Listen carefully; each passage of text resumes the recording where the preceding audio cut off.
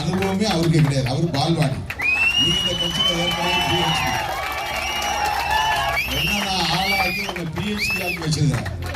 நீ போய் பால்வாடி ஸ்கூல்ல இருக்கிற பையன் தான் எனக்கு தலைவர்னு சொன்னா. ஆனா அவனை எழுதி கொடுத்த திருமாவளவனை விட்டுட்டு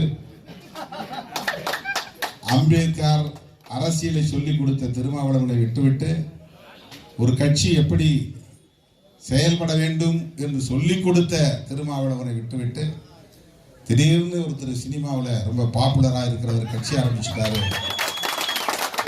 அவரோட போகலாம் அப்படின்னா அனுபவமே அவருக்கு கிடையாது. அவர் பால்வாடி. நீ இந்த கட்சியில் ஏற்கனவே என்னன்னா ஆளாக்கி உங்க பிஹெச்டி ஆக்கி வச்சிருக்க. நீ போய் பால்வாடி ஸ்கூல்ல இருக்கிற பையன் தான் எனக்கு தலைவர்னு சொன்னா.